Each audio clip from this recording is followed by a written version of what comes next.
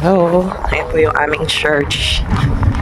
Daming tao pag Sunday talaga ng ganitong oras. Dami ng tao, no? Dito na kami sa labas nakapag-park. Ayan. So, this is the Christ our Savior Parish Church. Ayan. Na kami, of course, magbigay ng pasasalamat for all the blessings. So, ayan, kami ngayon ay papunta ng Winnipeg. So, after namin sa church kanina, may mga pinick up lang kami na mga karne doon sa aming suki na binibilhan. Tapos, punta kami ng Winnipeg kasi okay na daw yung mga salamin na pinagawa mga 2 weeks ago ba yun? Ganun na, 2 weeks ago yun. Tapos, buti ngayon, di masyadong malamig na ang panahon. Nung nagpunta kami una, sobrang lamig naman nun. So, ang nagpagawa ng salamin, ayan si Ate Hanay nasa likod. Tapos, si Harold, yung husband ko. And then, eto nga, nagpa-check sana to. Kaya lang hindi natatakot siya. So, isa yan sa mga challenges no, kapag may syempre under spectrum ang bata. Hindi niya pa baga natatakot siguro siya na baka kung ano ang gawin sa kanya, yung procedure, gano'n. Tapos, si Johan naman, Where did you go? where are we going? Gano'n. Hey, Papa. Where are you going? Go to St. Vital Center. Yes. O, yung gano'n siya magsalita. Nabuti nga ganyan na siya ngayon eh. Na mapagtanong-tanong na siya. So yun nga, ano, si Johan naman, so thankfully ay maganda ang kanyang eyesight. Ano pa rin siya, 20/20 vision. Si ate, yun medyo ano nga lang yung sa kanya, no, meron kasi siyang myopia. Ang kanyang ano ay minus 3.25. Ganun ang grado ng kanyang mata. So, malabo na din talaga yon. Actually, si Hana, parang bata pa lang ngayon, sinasabi niya malabo na yung mata niya. Kaya lang, parang feeling ko noon hindi naman kasi syempre bata pa nga, ano, kasi ako nung nagsalamin ako, college naman na rin ako. Tsaka hindi ganun kataas yung ano ng mata ko, yung ano yan, yung grado ng mata ko. And then, lakas ng no? And then, pero feeling ko ang naging cause ng kay Hana nun, kasi nung baby si Hana, meron siyang nagkaroon siya ng problema. So, mga 10 days siyang nasa ICU, tapos nagpo-phototherapy siya nung kapapanganak niya yon sa Philippines, sa Infant Jesus, no? So, ayun, siguro nagkaroon ng ano sa mata niya, although may cover naman na ganun, no? Pero, syempre, di natin alam kung anong baka nakaka-penetrate pa rin doon yung ilaw, kasi yun, mabilis kong lumabo yung mata niya. So, yung kanyang salamin ay yung lente niya is Stellens yata ang pangalan nun, no? Medyo pricey siya. Pero at least nakabawas naman doon sa insurance kasi every 2 years ang insurance na covered nung sa husband ko ay 200 sa mga eye check-up tsaka sa salamin. Tapos, so yung kay Harold din 200 din yon. So, kano bale lahat ng binayaran natin sa inyo? Sa 250 sa akin, tapos kaya na sa 5 to mga 800, no, ganun. Tulang ko lang 800, ganun ang binayaran namin dun sa ano namin. Pero yun nga, kasi ang maganda dun sa lente na yun, sabi ng doktor, sa mga ganyan sa kanya na nagde-develop yung eyesight pa rin, kumbaga di pa naman sila adult, no, eh mapiprevent na lumabo. Kasi ang bilis nung paglabo din ng mata niya.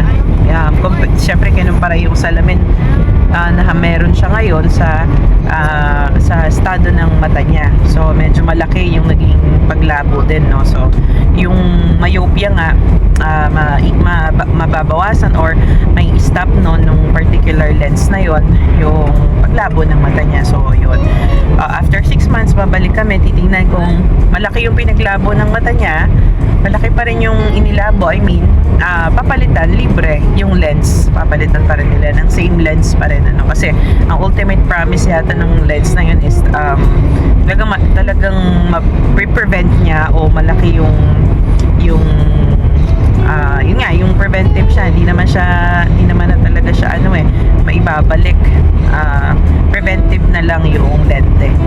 So let's hope na mag-work yun, kasi ang hirap naman kung palabo ng palabo yung mata. Ganun, hindi naman siya diabetic, kasi syempre chine-check din naman sila nung nag-check kami doon sa aming doktor, tsaka nung siya nagkasakit. Sakit din kasi dito yan, marami na siyang mga pinagdaan ng ganyan-ganyan, buti na lang masayahin pa rin naman siya. Ayun, talagang ganun, buti lang at andito din kami sa Canada nung mga nangyayari sa kanya, yung sakit niya, sa kanyang naling at sasalubin tayo nito. kaya Hindi lumusot ang ulo sa Jay, ganyan na ngayon.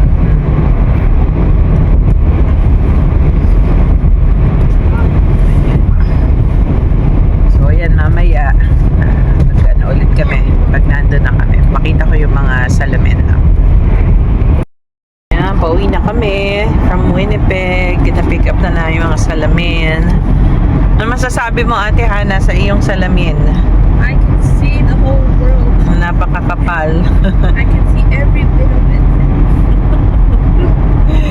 Ayun, talagang iba yung ginhawa. Tuwan-tuwa siya pag kanina.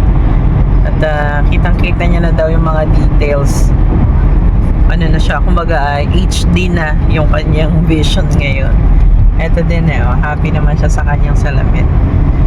Although siya ay farsighted, naman siya, hyperopia, yung kanyang mata ay kumbaga nakatulong din ng malaki yung salamin niya ngayon, kasi malabo naman yung mata niya.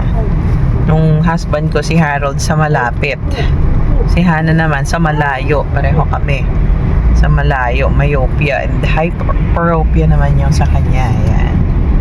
So, di baling ganun talaga, gagastos ka para sa hindi lang naman yan convenience, kung hindi yung safety, syempre kapag malabo din yung paningin, lalo na sa mga bata, kahirap naman nilang mag-aral. Tapos yung husband ko laging nagta-travel yan araw-araw, or actually gabi, sa kanyang trabaho. Malaking malaking ginhawa sa kanya.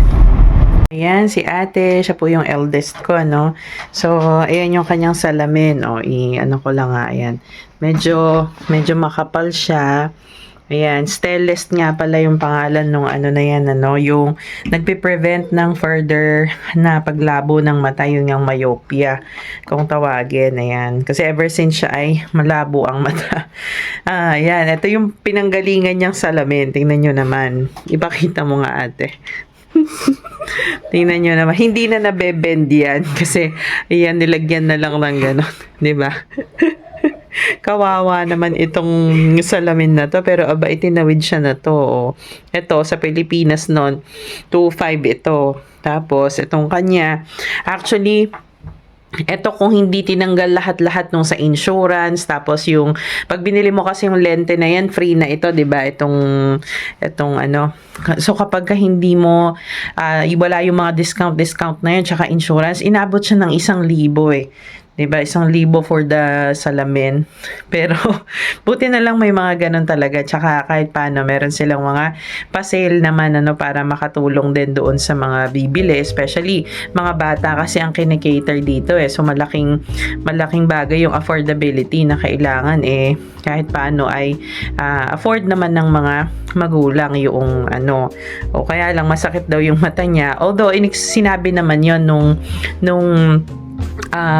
eye professional doon na ito daw, makaka-experience siya ng ganon. Tapos, what else ni sabi? Ano ba yung sabi yun? Headache. Tapos tanggalin lang daw. Wag na daw ibabalik ito. So ito talagang pagre-retiruhin na to, no? Tinamaan na to ng volleyball kasi nagba-volleyball siya, nagkukung ano-ano pang niya, sport.